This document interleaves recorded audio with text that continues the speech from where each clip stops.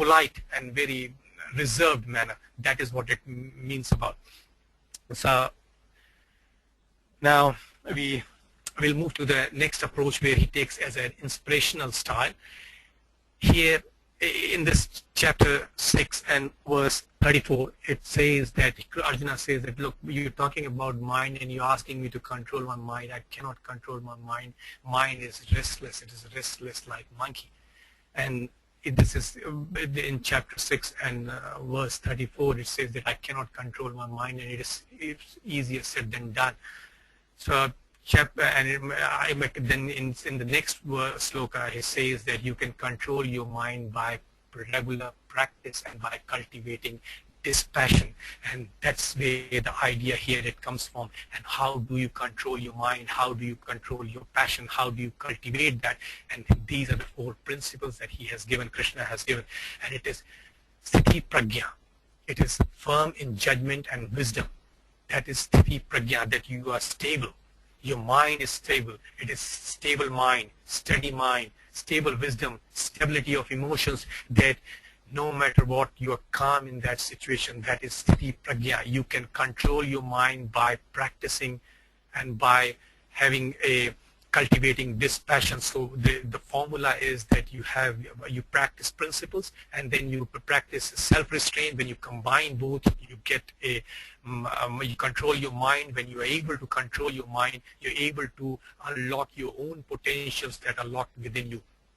So that is what second principle here is niskam karma yoga, which is there in chapter 2, which is there in which is very famous, which is 47, which talks about selfless action.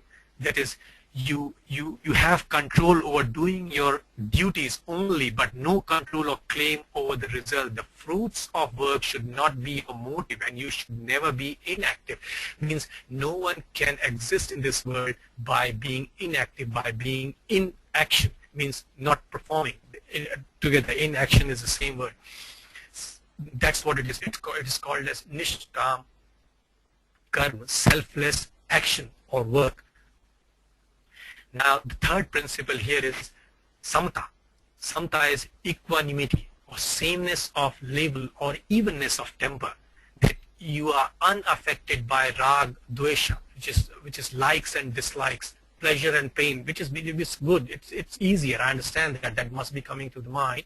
That's easier said than done. Yes, it is easier said, but then these are the principles. They need to be practiced. These are dualities. Look, that's what it is. This is the art. Chapter 5 verse 10, it talks about it. It has given an example of lotus. It talks that the lotus is born in the water, in the muddy water, but it lives above the water, and it is untouched by that muddy water.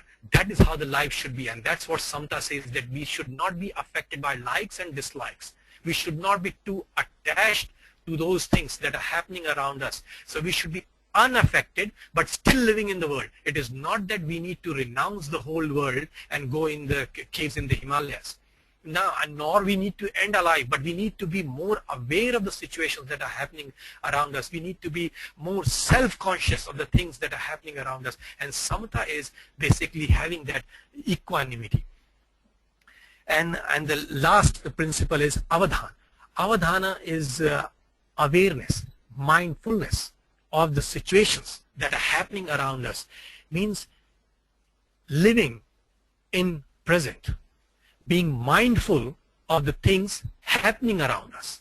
That is the awareness. So many times, not so many times, very often we do things without actually being aware that we are doing it.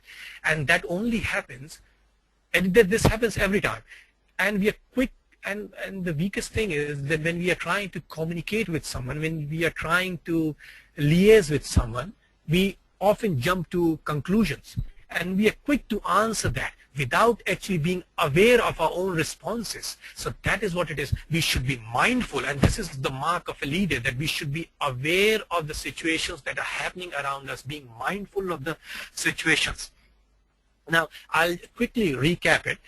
Sthiti prajna is actually firmness of wisdom. It is stable mind, steady emotions, stable wisdom. that is Sthiti Pragya, and that's there. These slides would be there online, so we can actually go back and refer those slokas which actually relate that point and they convey the message. Second is Niskam Karma, selfless action. We work, but we should not expect what the results we are going to get, but we should work with selfless action. We should work, we should give our 100% in that. I remember on this, just to Martin Luther Jr., he said in one of the, somewhere in one of his speech, he said that we should, even if there is a sweeper, he should sweep the road with such accuracy that when the gods are passing by, they should stop and they should look at the road and they should say, the once here lived a sweeper.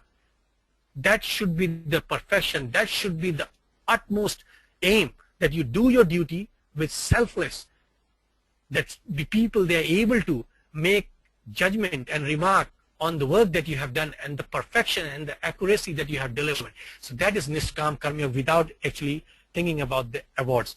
And then it is Samta, equality.